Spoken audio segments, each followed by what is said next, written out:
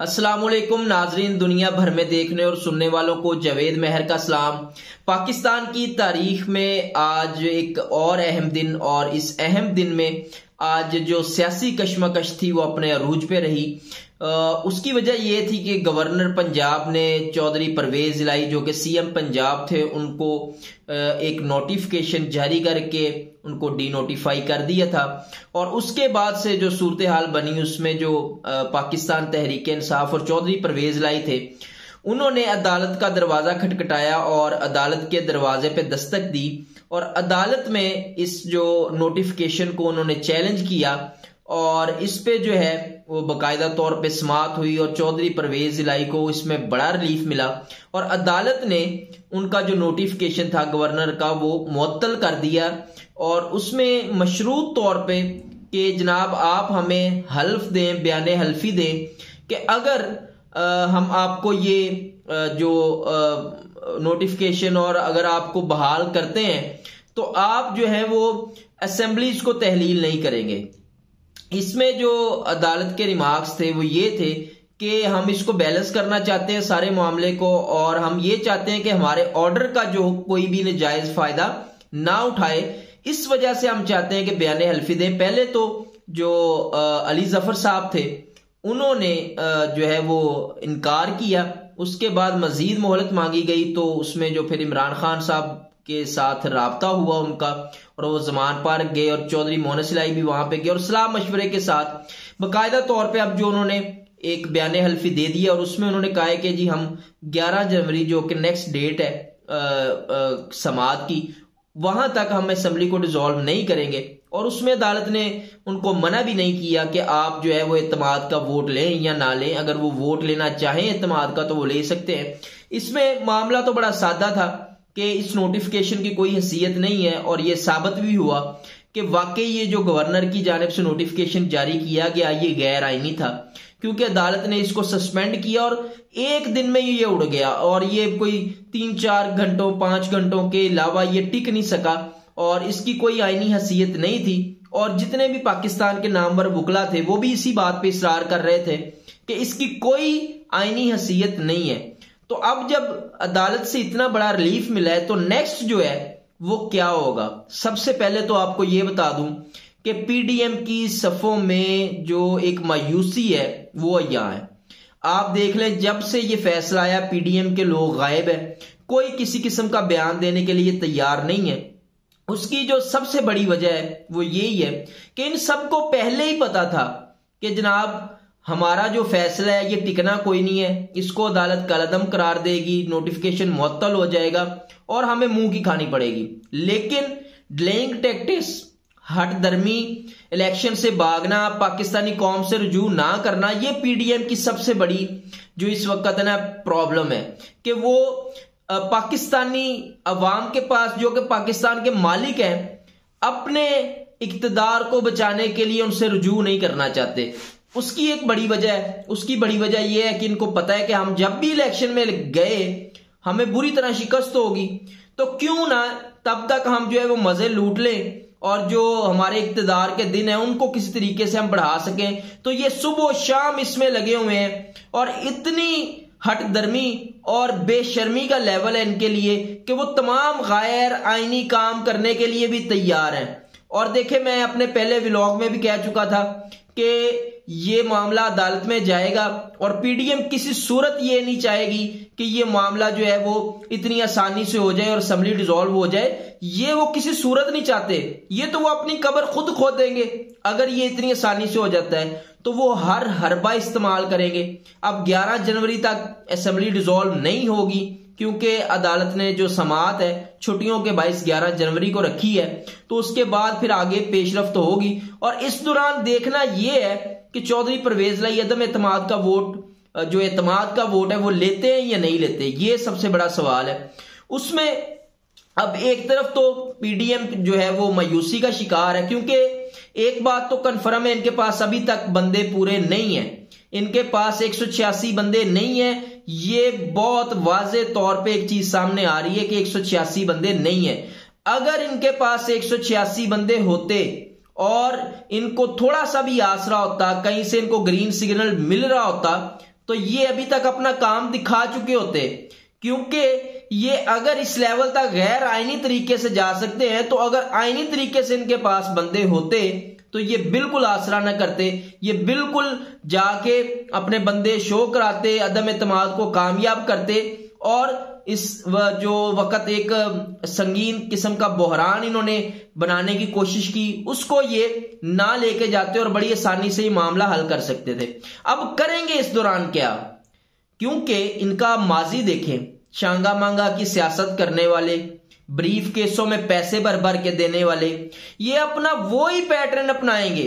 क्योंकि इनको तरीके ही दो आते हैं, 2 नंबरी करना और 2 नंबरी करवाना। 2 तरीकों के अलावा आज तक शरीफ खानदान और जरदारी खानदान ने कुछ नहीं किया। 2 नंबरी करो, 2 नंबरी करवाओ और आराम से इक्तदार को एंजॉय करो, ये इनका मकसद है। अब भी यही करेंगे।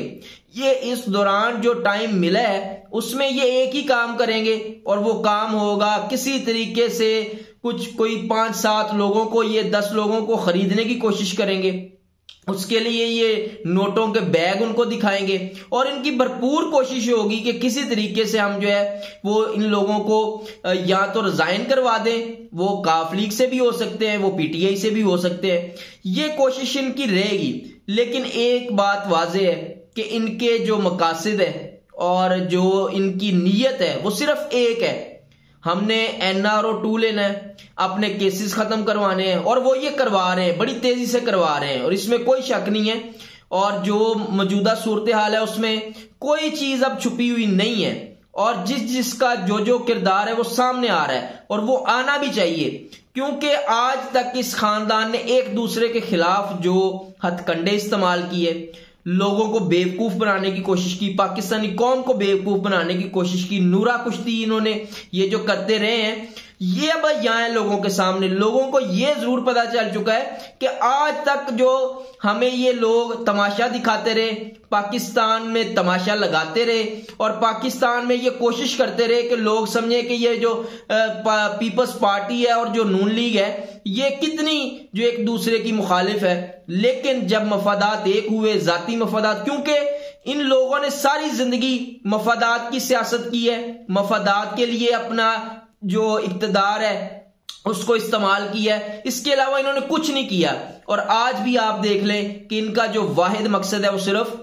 जो है वो अपने इक्तदार को बचाना है और NRO 2 लेना है, जिसके ये माहिर है, तो ये वो करते रहेंगे। लेकिन बात ये है कि आने वाले दिनों में क्या पीटीआई के या काफ लीग के कुछ बंदे इधर उधर हो सकते हैं, ये बहुत बड़ा सवाल है, क्योंकि जो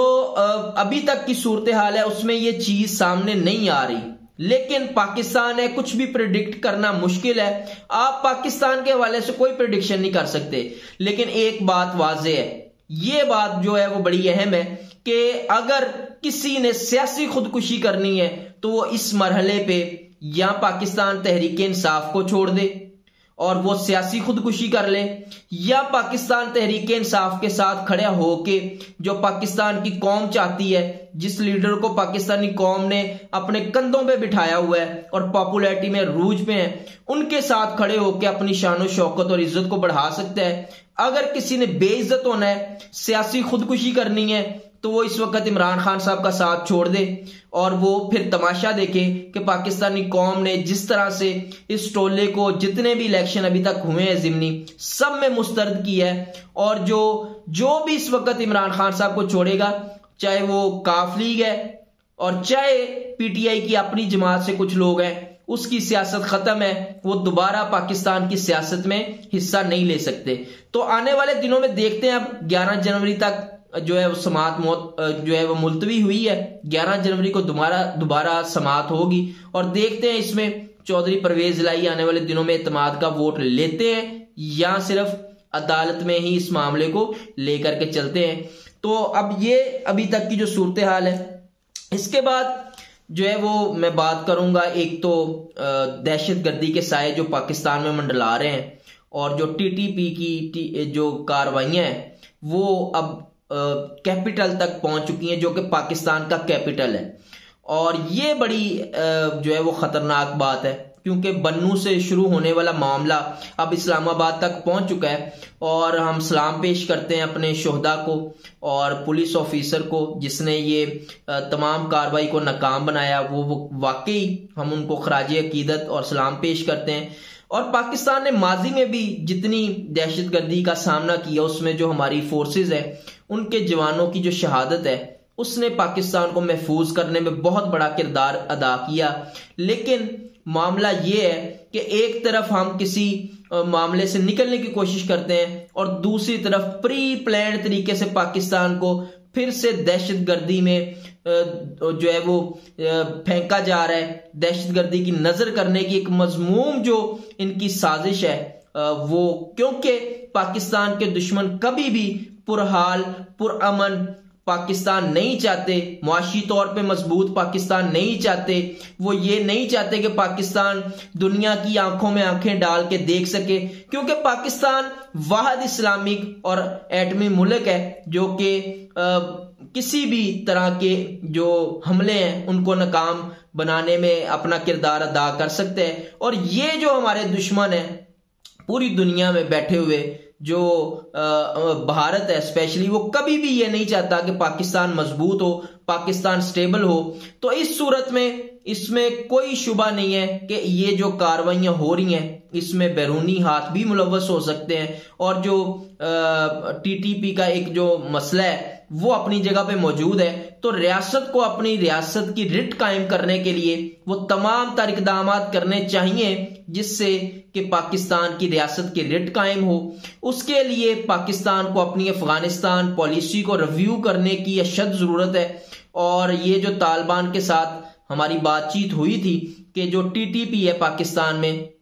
इसको जो है वो कार्रवाइयों से मना किया जाएगा और आप जो है इसमें किरदार अदा करेंगे, लेकिन इस पे कोई पेशरफ्त होती हुई नजर नहीं आ रही और ये बड़ी खतरनाक बात है। और स्पेशली पाकिस्तान को चाहिए कि वो जितनी जल्दी अफगानिस्तान से रिलेटेड अपनी पॉलिसी को रिव्यू करे। ये पाकिस्तान के लिए भी बेहतर है और पाकिस्तानी कौम के लिए भी बेहतर है। उसके साथ साथ मुईशत, अब आप देख लें आए रोज कोई ना कोई रिपोर्ट आती है और उसमें जो है वो एक गिरावट का शिकार है पाकिस्तान की मुईशत। जब से ये रजीम चेंज हुआ है पाकिस्तान की मुईशत संभलने का नाम नहीं ले रही और ये जो हमारे हुक्मरान हैं इनको सिर्फ अपना इक़्तिदार बचाने की है। ये मुआशी तौर पे पाकिस्तान को उस जगह पे लेके जा रहे हैं जहां से वापसी का सफर पाकिस्तानी कौम के लिए इतना दर्दनाक होगा कि इसको बर्दाश्त करना पाकिस्तानी कौम के बस में नहीं रहेगा। तो लिहाजा वो तमाम इदारे जो इस वक्त सिर्फ और सिर्फ एक जमात को गिराने पे लगे हुए हैं, वो तमाम इदारे उनको चाहिए कि वो पाकिस्तान की मुईशत को मजबूत करने के लिए अपना किरदार अदा करें और खुदारा पाकिस्तानी कौम का जो मुतालबा है उसको सामने रखते हुए चलें, क्योंकि